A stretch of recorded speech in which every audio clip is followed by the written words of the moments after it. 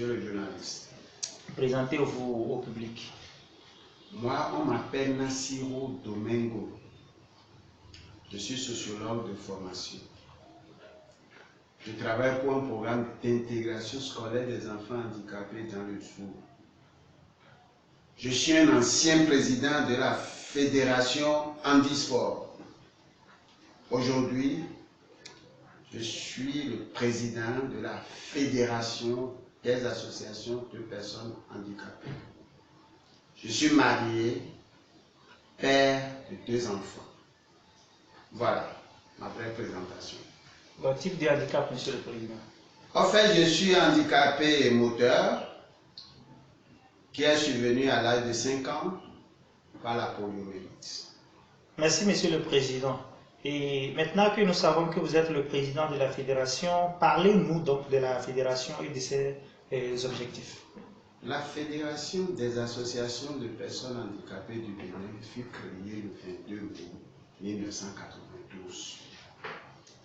Mais cette fédération a connu une grande léthargie. Ensuite, les personnes handicapées se sont regroupées pour redynamiser cette fédération le 8 avril 2015, qui a fini son mandat le 8 avril 2019. Et nous, on a pris la relève à partir du 28 avril 2019. La fédération est l'ensemble, disons, des OPH, des organisations de personnes handicapées, étant la structure fêtière. Elle travaille avec les réseaux départementaux. Et ces réseaux départementaux travaillent avec les associations des communes, les associations de personnes handicapées des communes. Alors, les objectifs que se fixe la fédération sont, entre autres, de coordonner toutes les actions de promotion et de protection des personnes handicapées par les associations membres, disons au niveau national. C'est pourquoi on parlait des réseaux départementaux. Ensuite, intervenir auprès des pouvoirs publics et des décideurs privés afin de faire appliquer la législation et les politiques relatives aux droits des personnes handicapées. Travailler à l'inclusion des personnes handicapées dans tous les programmes politiques et initiatives de développement. Vous savez, sans ça, la cause des personnes handicapées ne peut pas aller loin. Favoriser la pleine participation des personnes handicapées au développement économique et social. Donc voilà, entre autres, les objectifs que se fixe la fédération. Nous sommes disons, à une deuxième mandature par rapport à la dynamisation de la fédération. Et nous comptons atteindre ces objectifs, sinon que nous sommes déjà sur la bonne voie. Merci, monsieur le président. Face à tous ces objectifs que vous vous fixez, pour les atteindre, il faut bien des moyens, des ressources. Et quelles sont donc vos ressources et moyens de fonctionnement, monsieur le président? Merci. Avant d'aller de répondre à vos questions, c'est pour vous dire aussi que le défi est très grand. Le défi a relevé 20 ans de léthargie, 4 ans passés et maintenant nous poursuivons. Mais nous avons déjà comme moyen le renforcement des capacités de nos OPH. OPH, entendez, les réseaux d'associations de personnes handicapées. Collaborer avec le pouvoir public, surtout avec tous les ministères. On ne va pas s'arrêter seulement à parler du ministère de tutelle, qui est Affaires sociales, mais nous devons collaborer avec tous les ministères pour pouvoir vraiment atteindre nos objectifs. Faire des plaidoyers et de lobby auprès des décideurs politique et privée. Dans la mesure où, si nous ne faisons pas de plaidoyer, nous ne faisons pas de lobby, les autorités ne peuvent pas toujours tenir compte de nos aspirations. Mobiliser de compétences pour la mise en œuvre des programmes destinés aux personnes handicapées. Parce qu'il y a des programmes qui sont là, mais si on ne mobilise pas les personnes, on ne peut pas exécuter ces programmes. La collaboration avec les autres membres de la société civile, parce qu'il y a la société civile qui pour la défense des droits humains, et la personne handicapée aussi a des droits à défendre. Nous travaillons ensemble avec la société civile. Ce qu'il y a aujourd'hui, vous me parlez au nom de la FOAF, ce qu'il y a des adhésions à des organisations ou partenariats avec des institutions nationales et internationales afin de faire aussi connaître, d'échanger avec les autres organisations ou fédérations sœurs ce qu'elles sont en train de faire et nous, l'expérience que nous sommes en train de mener aussi, pouvoir voir comment est-ce que nous pouvons bien mener nos activités. Donc voilà les moyens, quelques moyens que nous avons en place pour pouvoir atteindre nos objectifs. Maintenant, vous me parlez de comment ça fonctionne. Où on trouve l'argent? C'est vrai, c'est une grande question. Où on trouve l'argent? Nous travaillons avec certains partenaires qui croient en nous. Je vais citer Handicap International, Humanité et Inclusion. Je vais citer le service des sœurs pour la promotion humaine. Le ministère, pour ne pas citer l'État, le ministère des Affaires sociales et de la microfinance, le PNUD, avec qui nous avons des projets que nous gérons, et qui encore, la maison de la société civile, par lequel nous gagnons des projets que nous exécutons sur le terrain. Voilà au plan interne les partenaires que nous avons pour le moment avec qui nous travaillons. Au niveau du plan international, nous avons au plan africain, nous avons une collaboration, une bonne collaboration avec la FOAF. Nous avons une collaboration avec le Forum africain des personnes handicapées. Je pense que voilà sur le plan, mais de temps en temps sur le plan international, on invite la fédération à assister à des ateliers concernant la défense des droits des personnes handicapées, éducation, travail, emploi, etc. Donc voilà ce que je peux vous dire brièvement. Mais quant aux moyens financiers, bon, c'est que nous recevons quelque chose de symbolique, j'ai dit de symbolique de l'État. C'est pas encore ça.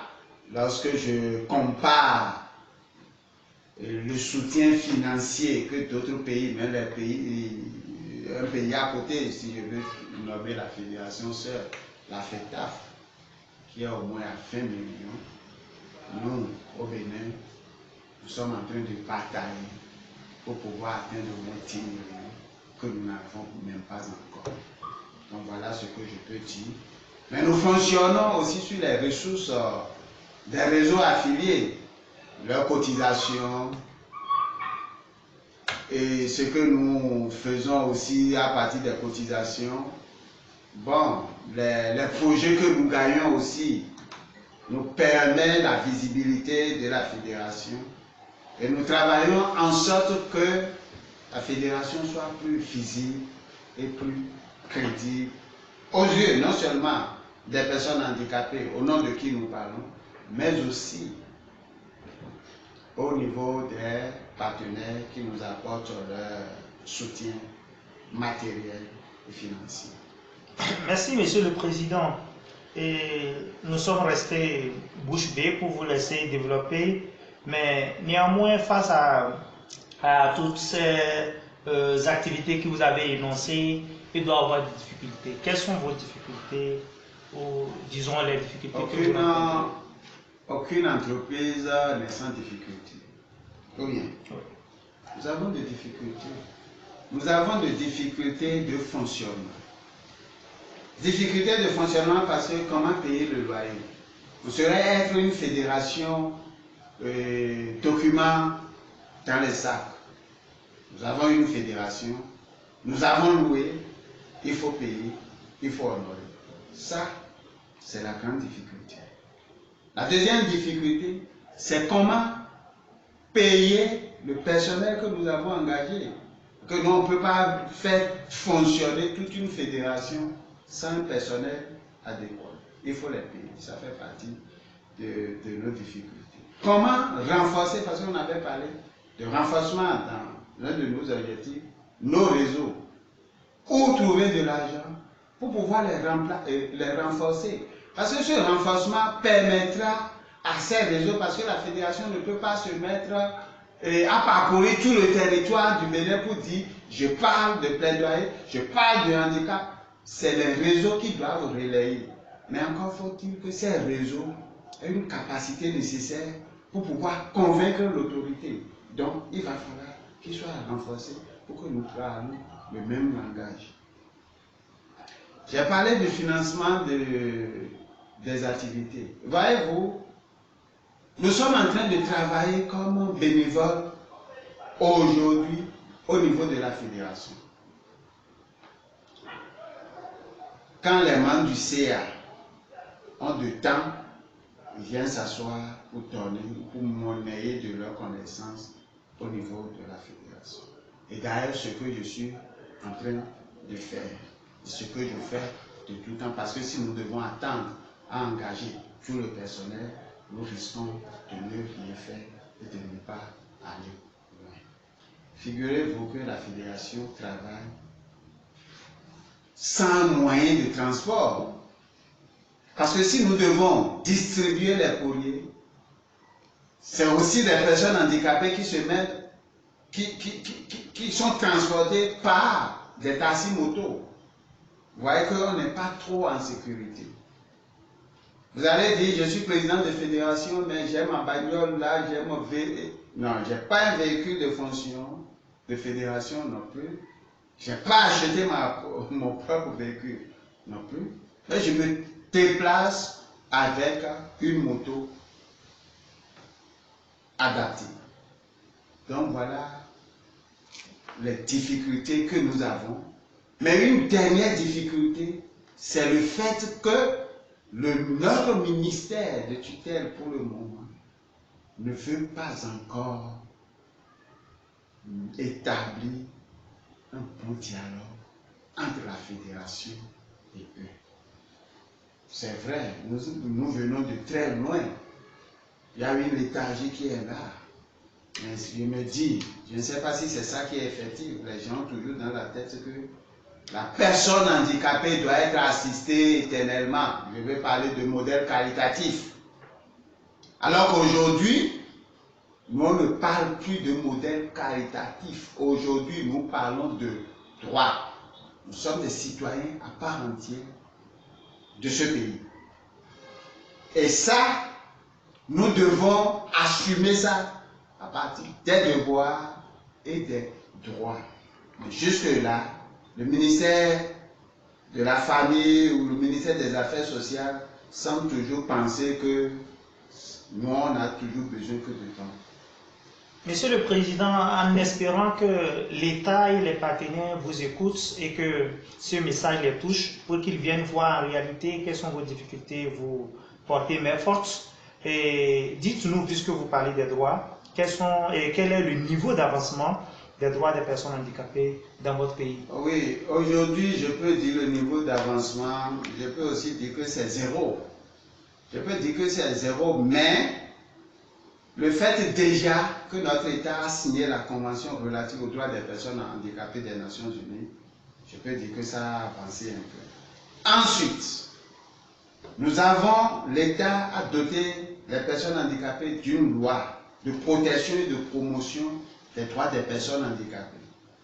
Nous sommes sur le point de faire nous sommes en train de faire des plaidoyers, non pas sur le point, pour les décrets d'application de cette loi. Nous espérons que bientôt notre président va prendre ces décrets pour qu'enfin les personnes handicapées puissent effectivement jouir de leurs droits. Parce qu'à l'état actuel, nous ne jouissons pas encore de nos droits. Donc c'est pourquoi je me permets de dire que nous sommes à zéro. Parce qu'aujourd'hui, rien n'est disponible pour que j'aie accès à la justice comme tout le monde. Je suis personne handicapée. Si je suis personne handicapée, si on construit avec des étages, sans ascenseur, des escaliers, comment voulez-vous que j'aie accès? Lorsque le juge n'a pas d'interprète pour que le malentendant qui est mis en cause puisse vraiment s'exprimer, comment vous voulez juger celui-là? Lorsque vous n'arrivez pas, il n'y a pas quelqu'un qui soit là pour assister une personne handicapée visuelle, comment vous voulez qu'elle accède à la justice? Là, il y a déjà un problème. Nous sommes dans un état démocratique. Tout le monde doit avoir les mêmes droits. Je dois aller à l'école comme tout le monde, ce n'est pas parce que je suis personne handicapée. Quand vous regardez aussi la construction des écoles, la personne handicapée est confrontée à beaucoup de difficultés, ce qui fait que cette personne est toujours vouée à la mendicité. Et donc, nous sommes en train de travailler pour qu'au moins les droits fondamentaux puissent être connus pour les personnes handicapées. Et l'un des droits, c'est aussi le travail et l'emploi. Lorsque je dis le cadre législatif n'était pas approprié, mais pourtant les parents se sont efforcés pour envoyer leurs enfants à l'école, qui sont allés jusqu'au niveau supérieur, qui ont acquis des diplômes, et qu'aujourd'hui, on leur dit, du fait de leur handicap, n'ont pas accès à la fonction publique. Et encore que ces personnes qui n'ont pas accès à la fonction publique se mettent à leur propre compte, c'est encore les impôts qui viennent encore sauter sur elles, et on a toutes les difficultés de ce monde à croire que nous ne faisons pas partie d'un État, et surtout d'un État démocratique. Monsieur le Président, merci. Pour finir, parlez-nous un peu de vos perspectives pour le futur. Ok, pour finir, je dois faire un clin d'œil à la FOAF. Parce que la FOAF, si ça n'existait pas, il fallait aussi créer la FOAF. Parce que déjà la FOAF a commencé par porter notre voix au niveau supérieur, l'Union européenne par exemple. Ce que les fédérations ne sont pas en mesure de faire dans leur pays. Déjà, il y a des retombées, il y a des formations, il y a des ateliers sur l'éducation inclusive. L'éducation inclusive, je suis d'accord parce que quand vous êtes analphabète, vous ne pouvez rien faire, ni défendre vos droits. Ça, je suis d'accord pour l'inclusion, la scolarisation, l'éducation des enfants handicapés. Il faut qu'on réfléchisse par rapport à ça. Tout ce que les personnes handicapées sont en train de faire sur le site web, le portail régional ouest-africain pour le développement de l'inclusion des personnes handicapées. Donc nous avons une bonne relation avec la FOAF. Et pour revenir, pour dire les perspectives, nos perspectives, elles sont pour le moment bonnes. Parce qu'il n'y a rien sans difficulté. Si nous arrivons à vaincre nos difficultés, c'est que nous allons nous rendre déjà crédibles. Parce que déjà dans la tête des gens, les gens se disent, ce groupement de personnes handicapées, ou communément tel qu'on nous appelle des invalides, est-ce que ces invalides peuvent faire quelque chose? Et donc nous, on va leur montrer que l'invalide là peut aussi faire quelque chose de mieux que les valides dont on parle souvent. Et la perspective, c'est quoi? Nous avons des projets que nous développons déjà avec Handicap International sur le plan insertion professionnelle. Nous avons aussi activités propres à la fédération, aussi sur l'insertion professionnelle que nous exerçons dans la localité où le handicap où l'ONG Handicap International n'a pas pu couvrir. Je crois que le 25 prochain déjà, nous allons distribuer, grâce au PNUD, que je remercie au passage, du matériel aux femmes handicapées pour leur faciliter leur activité génératrice de développement. Et ensuite, on a quoi comme programme encore? Nous sommes en train de voir dans quelle mesure rencontrer le ministre des Affaires sociales pour encore lui porter nos doléances et voir dans quelle mesure on peut venir quand même un peu plus en aide aux personnes handicapées. Donc voilà nos perspectives, je pense qu'elle est bonne. Nous avons d'autres programmes avec Handicap International qui vont se dérouler vraiment l'année prochaine. Aujourd'hui, nous sommes en train de préparer aussi le 3 décembre, qui est une journée internationale des personnes handicapées, où qu'en réalité, n'est pas une journée de fête pour les personnes handicapées, mais un jour de bilan pour qu'on puisse s'asseoir avec le gouvernement pour voir ce qui a été fait à notre endroit, ce qui reste à faire, comment nous allons faire. Donc nous, on essaie quand même de préparer pour changer un peu ce regard ou la manière dont les 3 décembre se fêtent chaque fois, où il faut regrouper quelques personnes handicapées dans un coin et seulement dire voilà, on fête le 3 décembre. Nous voulons vraiment faire un bilan de ce que nous sommes en train de faire. Voilà ce que... Merci, Monsieur le Président. Vous nous avez donné plus qu'on attendait. Un dernier mot? Non, un dernier, je ne peux que vous encourager. Je ne peux que vous encourager à maintenir le travail sur le site web proactif pour continuer, c'est petit à petit. Nous, on ne veut pas, comment on appelle, le beurre, l'argent du beurre. Et nous ne sommes pas des syndicalistes non plus. Nous sommes là pour protéger l'intérêt, pour faire connaître le droit des personnes handicapées. Et mon dernier mot serait à l'endroit de tous les présidents de l'Afrique de jeter au moins un coup d'œil à leur fédération ou aux fédérations des personnes handicapées afin que nous puissions construire ensemble cette société qui serait une véritable société inclusive, car le handicap ne prévient pas et peut atteindre tout le monde, y compris des autorités. Je vous remercie.